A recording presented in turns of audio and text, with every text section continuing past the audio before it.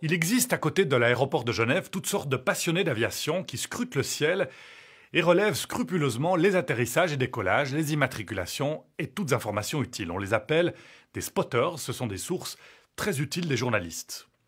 Certains même sont de petits génies de l'informatique et capables d'analyser avec une grande précision le trafic aérien. L'un d'entre eux, rencontré par le journaliste François Pillet, qui signe ce reportage, est un chasseur de dictateurs. C'est grâce à son travail méticuleux que nous sommes en mesure de vous révéler ce soir le nom de quelques-uns des dictateurs du monde entier qui viennent impunément se royaumer à Genève, déposer leurs économies, faire leurs affaires tandis que leurs peuples croupissent dans la misère. C'est le cas par exemple de Paul Biya, président à vie du Cameroun, dont l'épouse utilise le jet présidentiel pour venir se faire coiffer à grands frais à Genève.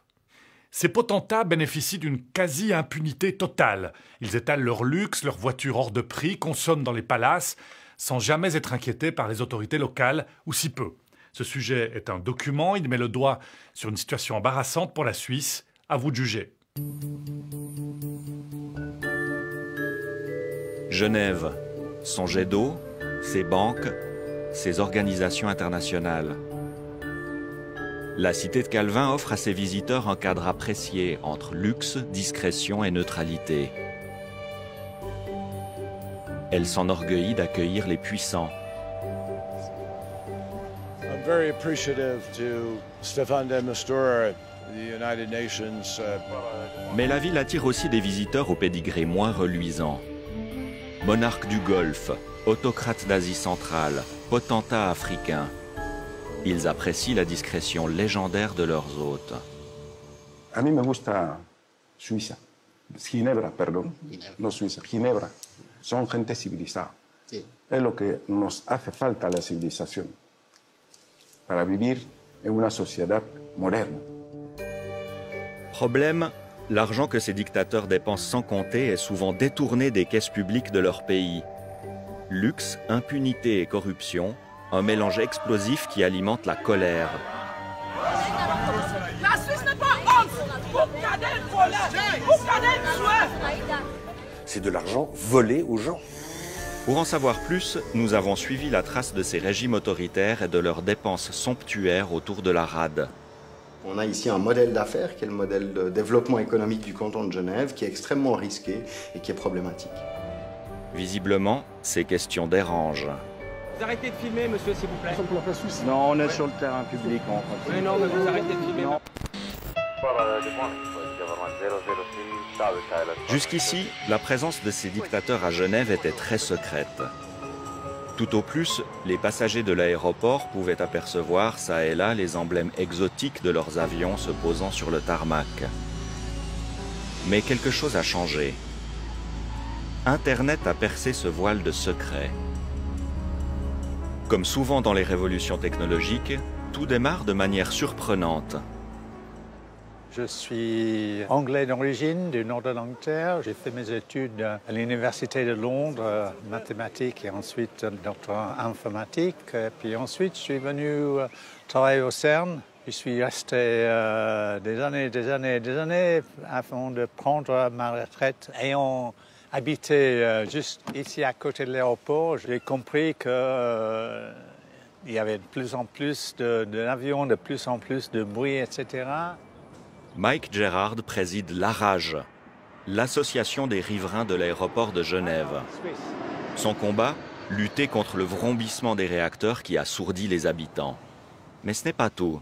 Je suis quelqu'un qui a développé sur le site de l'ARAGE des outils pour traquer tous les avions parce que je me suis rendu compte qu'il y avait beaucoup d'avions qui n'étaient jamais répertoriés sur l'information de l'aéroport. Ces vols mystérieux qui n'apparaissent jamais sur les registres officiels, Mike n'est pas le seul à s'y intéresser. Le retraité du CERN fait partie d'une grande famille, celle des spotters, ces passionnés qui passent leur temps au bout des pistes pour observer les avions. Je m'appelle Jeremy Denton, j'ai 23 ans. Mon hobby, c'est les avions, l'aviation. Je fais ça depuis 2006. Alors mon but principal, c'est d'avoir une collection. Donc de les prendre en photo, de les exposer sur des sites et également de les entreposer dans ma collection à moi afin de vraiment avoir l'intégralité des flottes des aéronefs. La chose que pour nous les spotters est bien plus intéressant, c'est vraiment tous ces gouvernements, ces privés qui viennent de temps à autre. Ici, à Genève, c'est très souvent, étant donné qu'on est quand même localisé dans une plateforme internationale. C'est un terrain de chasse exceptionnel, Genève.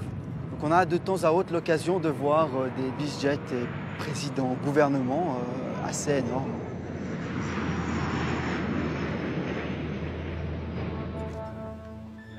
Mike et Jérémy vont nous faire découvrir les outils qu'ils utilisent pour surveiller l'aéroport. Une tour de contrôle officieuse d'amateurs passionnés. Bienvenue au centre névralgique de tout ce que je fais pour traquer les avions.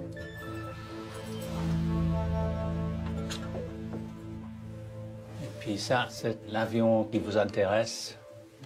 En fait, c'est un petit peu ce que les contrôleurs aériens utilisent, en fait. Hein. Oui. Qu'est-ce qu'on voit là? Là, par exemple, on a le code de vol AFR 89LB, donc le AFR qui correspond à Air France. Et on voit qu'il survole, hein, et là, il part direction nord à 32 000 feet, en direction de Paris. On voit tous les avions qui sont en vol dans un périmètre de 80 km oui. autour de Genève. Oui, le récepteur pour tous les messages de tous les transpondeurs dans un rayon d'une centaine de kilomètres. Il y a un programme qui reçoit tous les messages et qui essaie d'identifier les atterrissages et les décollages. Ça tourne tout le temps. Le radar de Mike détecte les signaux émis par les balises anti-collision des avions. C'est légal puisque ces signaux sont émis sur une fréquence publique. Grâce à ces informations, les ordinateurs de Mike répertorient, analysent et comparent les mouvements de tous les avions de passage. Ce radar va nous guider dans une traque d'un nouveau genre. Et à partir de ça, qu'est-ce qu'on peut observer? Comment on peut faire? Dis-moi ce que tu veux faire et je le fais. Quels sont donc les dictateurs qui fréquentent le plus souvent Genève? Prenons l'Afrique. Sur les 55 pays du continent, 27 sont désignés comme des dictatures. Parmi les autocrates qui les dirigent, l'un sort du lot. Paul Biya, le président du Cameroun. À 86 ans, il règne sur son pays depuis 1982. Réélu 6 fois avec des scores soviétiques, il pourrait briguer un 7e mandat cette année. Paul Biya aime les rives du Léman. Il y vient chaque année depuis près de 40 ans. Son épouse Chantal l'accompagne pour son shopping et pour faire soigner son impressionnante coiffure. Vous n'avez pas trop froid? Non. Non, ça va? Ça va. Par rapport aux données de Mike, on voit très bien ici, sur l'année 2017, que le président camerounais, en question Paul Biya, il a utilisé son avion pour venir à Genève le 24 mars, le 12 avril, le 14 septembre, le 17 septembre, le 26 septembre et le 21 octobre 2017. On voit bien également que sur ces dates-là, il est arrivé un tel et tel jour et il est parti grosso modo en 10 jours et 10-15 jours après son arrivée. Donc on voit bien qu'il reste un moment. Pour la première fois, il devient possible de répertorier précisément ses allées et venues, et donc aussi d'en estimer le coût. Le président camerounais n'a pas un avion propre à lui et il est obligé de passer par d'autres compagnies en question, de compagnies d'affaires, pour utiliser l'avion à titre personnel pour ses voyages privés. Vous avez une idée de combien ça coûte, la location d'un avion comme ça? Je n'ose pas y penser. Des milliers et des milliers de francs, j'imagine. Voici la réponse. Le coût d'un vol Yaoundé-Genève aller et retour en avion de location pour une 60aine de personnes se monte à 800 000 francs. À cela s'ajoute la location et les frais d'entretien de l'avion durant le séjour, soit environ 150 000 francs par jour. Frais hôteliers, comptez environ 40 000 francs par jour. En 35 ans au pouvoir, Paul Biya a passé plus de 4 ans et demi en séjour privé à l'étranger, l'immense majorité à Genève. Selon nos estimations, ces voyages auraient coûté plus de 100 millions de francs. Le Cameroun sombre chaque jour un peu plus dans la pauvreté et l'instabilité politique. Mais le couple présidentiel, lui, n'a pas changé ses habitudes. Durant l'été 2017, il prend ses quartiers, comme chaque année, pendant plusieurs semaines dans son palace favori, l'Intercontinental.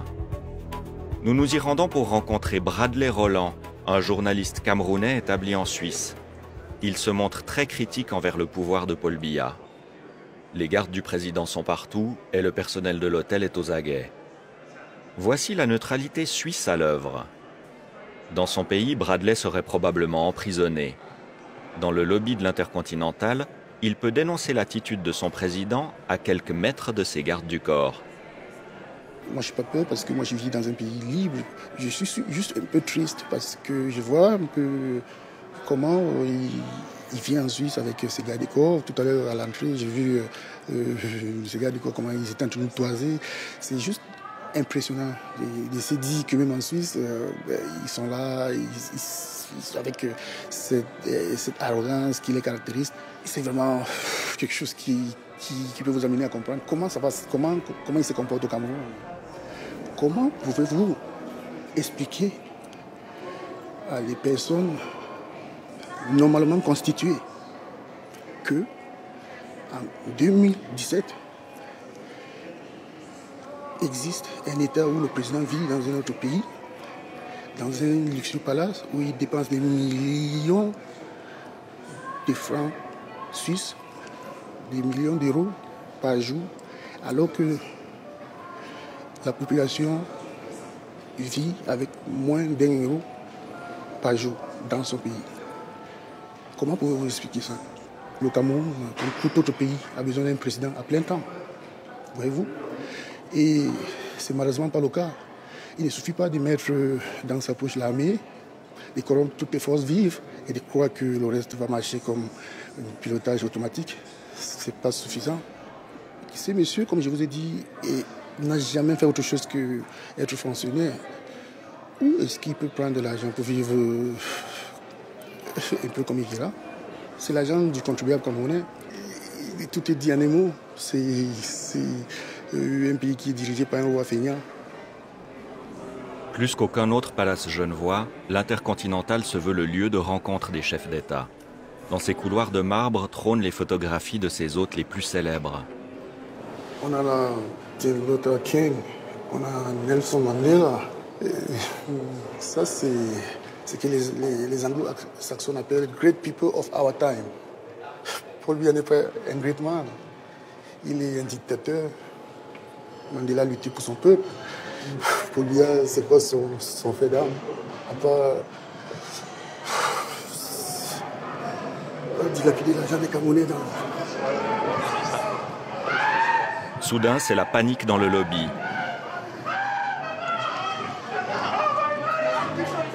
À l'extérieur, des Camerounais viennent crier leur colère sous les fenêtres de leur président.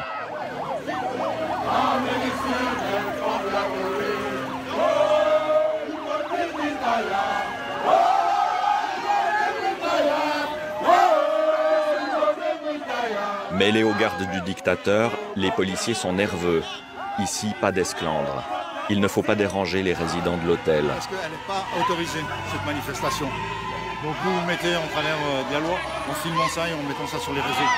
C'est tout. Le film, c'est mon droit, je suis journaliste sur la voie publique. Je vous demande gentiment, c'est la police, c'est un ordre de police.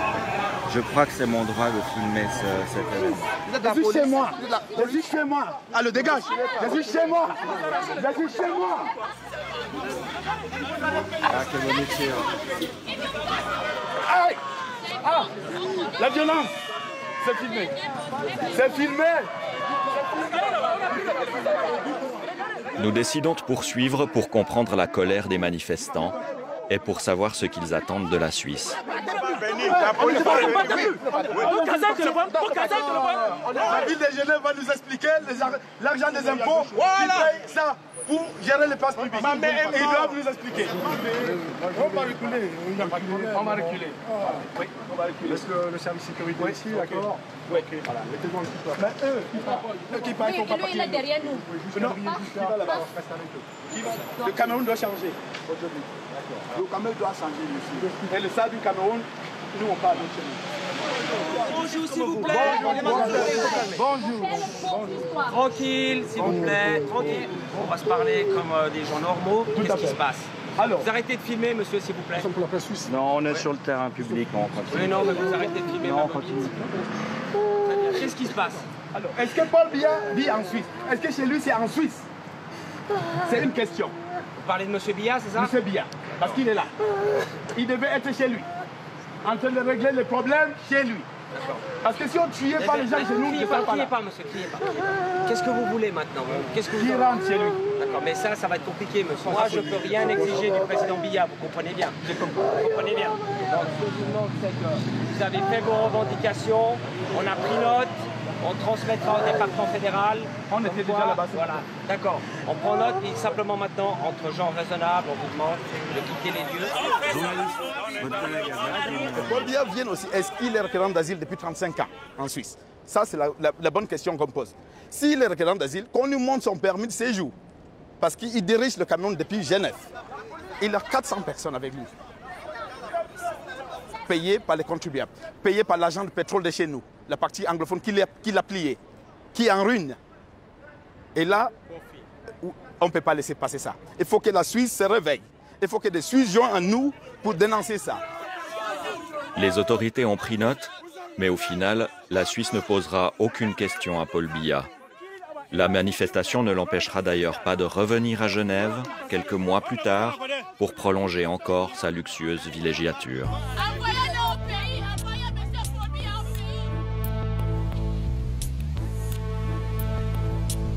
Paul Biya n'est pas le seul potentat à profiter de la manne pétrolière de son pays pour régler ses coûteux extras. Mais curieusement, si les autorités ne trouvent rien à redire à la présence du président du Cameroun, elles se sont montrées beaucoup plus sévères contre un autre dictateur africain. Voici Théodorine Obiang, fils du président et vice-président de la minuscule Guinée équatoriale. On pourrait chercher d'autres dictateurs sur ce logiciel, par exemple Théodorine Obiang.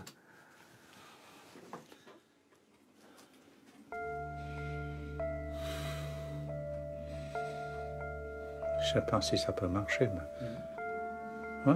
Voilà. Là, je suis cherché par le propriétaire.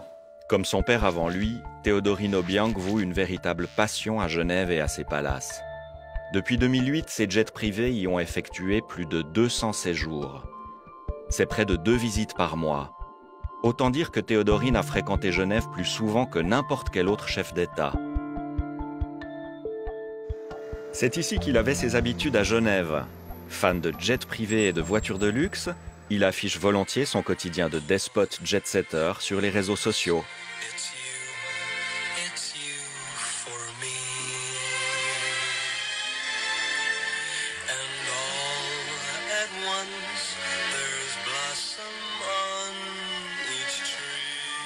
Il y montre son amour immodéré pour la plage, les voyages autour du monde, les boîtes de nuit et les gadgets hors de prix.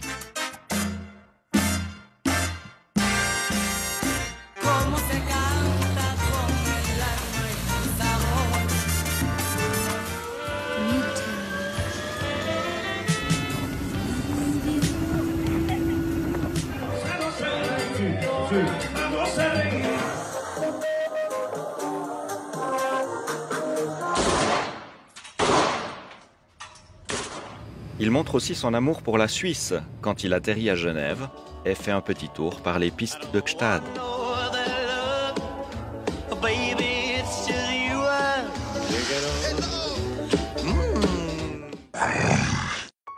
Théodorine Obiang se croyait tout permis, il s'est trompé. La justice a fini par le rattraper. D'abord en France, où le vice-président flambeur a été condamné pour blanchiment, corruption et détournement de fonds publics. Son immense hôtel particulier avenue Foch a été séquestré. C'est spectaculaire sur le sentiment d'impunité absolue de ces gens. Et bien tout ça, c'est autant de services publics hospitaliers, scolaires, de routes non construites. Théodorine n'a pas assisté à son procès à Paris, préférant se la couler douce à Genève, où la justice a longtemps ignoré sa présence. Jusqu'en novembre 2016, lorsque le ministère public finit par réagir en séquestrant à son tour une vingtaine de voitures de luxe. L'inertie, je ne vois pas où elle est, puisque c'est au contraire en quelques minutes que nous avons saisi tous les actifs. Les fameuses voitures de luxe qui étaient sur le point de s'envoler depuis notre aéroport.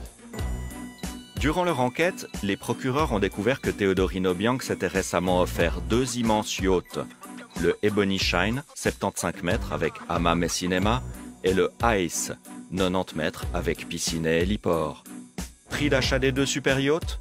Environ 250 millions de dollars. Cette somme représente 10 fois le budget annuel de l'éducation en Guinée équatoriale et 17 fois celui de la santé publique. Aujourd'hui, l'enquête embarrasse les intermédiaires suisses du kleptocrate. Ces jets privés et ces yachts étaient gérés par des avocats genevois. L'un d'eux est soupçonné d'avoir blanchi les fonds du dictateur. Il a refusé nos demandes d'interview. Tout comme cet autre Suisse que nous avons sollicité. Surnommé le majordome dans l'entourage du maître, ce roman est l'assistant personnel de Théodorine Obiang. Fan de cyclisme, il porte haut les couleurs de la Suisse sur les routes de Malabo, la capitale de la miséreuse Guinée équatoriale.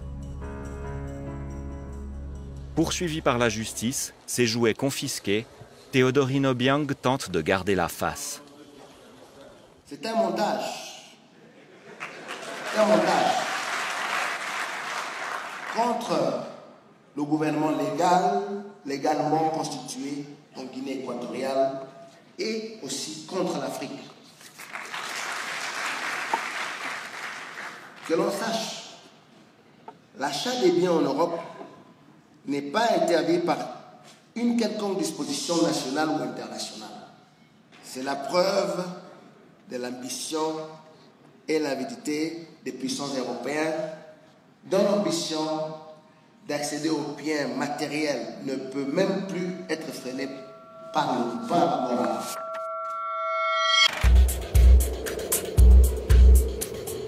Les données de Mike sont loin d'avoir livré tous leurs secrets. Dans le sillage des dictateurs africains apparaissent d'autres dynasties pétrolières. Le Kazakhstan est dirigé depuis 27 ans par le très autoritaire Nursultan Nazarbayev. Les jets privés opérés par son gouvernement se sont posés plus de 12 fois à Genève l'an dernier. Comment s'explique cette passion? Voici une des réponses. L'immobilier. Plus discrets que les potentats Biya et Obiang, les proches du régime kazakh abritent leur fortune derrière les hautes haies des banlieues les plus chics de Genève, comme ici à Asnières. En 2009, la fille du président Nazarbayev, Dinara Koulibayeva, est venue s'y installer. Pour 74 millions de francs, elle avait fait l'acquisition de ce qui était alors la demeure la plus coûteuse du canton.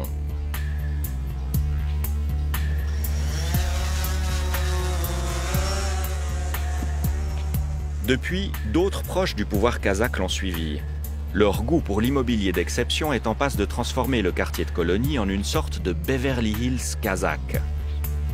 Cette luxueuse demeure qui sort tout juste de terre appartient à un jeune couple très connecté avec le pouvoir d'Astana. Dias Suleimenov a fait fortune notamment dans le pétrole et les chemins de fer, un commerce de biens publics qui semble rejaillir dans des propriétés très privées. À son arrivée en Suisse, Madame Suleimenova avait fait une offre pour acquérir une des plus grandes parcelles de colonie. Le montant posé sur la table, 90 millions de francs. La vente ne s'est malheureusement pas conclue. Le couple s'est alors résigné à acheter le jardin et à y faire bâtir une maison toute neuve. Coût de l'opération, plus de 40 millions de francs, sans la décoration. Et on n'en reste pas là. Direction Gstad, où les époux ont fait une autre acquisition.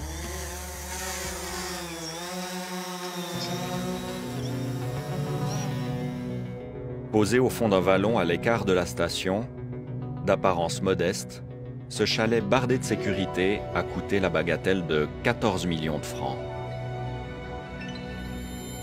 Contactés, les époux Suleimenov n'ont pas souhaité donner d'interview. À Lausanne, l'ONG Publicae a conduit de nombreuses enquêtes sur les liens entre pétrole et corruption.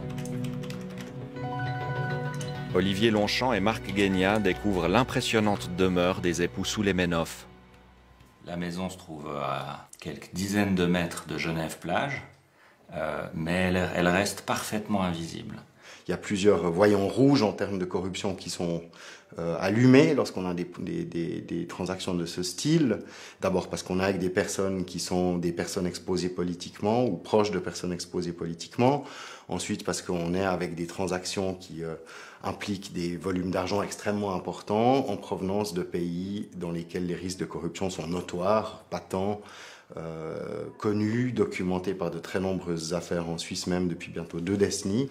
Et du coup, on se pose toute une série de questions quand on voit ce genre de choses. Est-ce que, au fond, les intermédiaires financiers qui reçoivent ces fonds, ceux qui sont impliqués dans l'achat de ce type de propriété, les différents facilitateurs qui permettent à ce type d'opération de se faire, est-ce qu'ils appliquent correctement leurs devoirs en matière anti-blanchiment? Est-ce qu'ils essayent de documenter l'origine de ces fonds? Ou est-ce qu'au contraire, on a affaire à des gens qui préfèrent plutôt, en règle générale, ne pas trop se poser de questions, qui préfèrent ne pas savoir? D'où vient l'argent? Sur ce point, on préfère fermer les yeux. Ce qui intéresse bien plus, c'est de le recevoir. Et là, les autorités savent se montrer très accueillantes. On voit qu'on a un dispositif légal qui est destiné à attirer ce genre de personnes en Suisse, à leur offrir toute une série de facilités qu'on offre en règle générale pas à des étrangers, mais à partir du moment où on est suffisamment riche, au nom d'un intérêt public prépondérant, les pouvoirs politiques peuvent décider d'offrir toute une série de passe-droits. Et ça, pour nous, c'est quelque chose qui est assez problématique. On a ici un modèle d'affaires, qui est le modèle de développement économique du canton de Genève, qui est extrêmement risqué et qui est problématique. Pourquoi la justice genevoise a-t-elle fini par collaborer dans le cas Obiang et pourquoi ne se penche-t-elle pas sur Paul Biya ou les dépenses kazakhs? Le ministère public genevois que nous avons sollicité a refusé de s'exprimer. Mike et les spotters de Cointrin, eux, continuent leur traque. Et avec leurs outils, ils nous rappellent que nous vivons dans un monde où la technologie éclaire sans cesse de nouvelles zones d'ombre. Cette information est librement disponible sur la toile. Il est possible de découvrir beaucoup de choses que parfois certains auraient bien aimé cacher.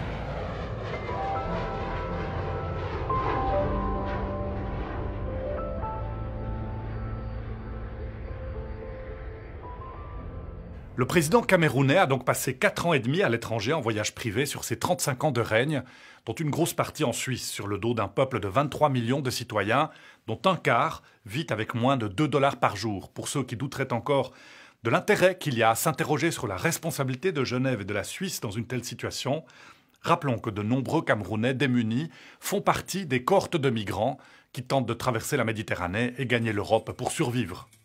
Excellente soirée à vous tous, très belle semaine et à bientôt.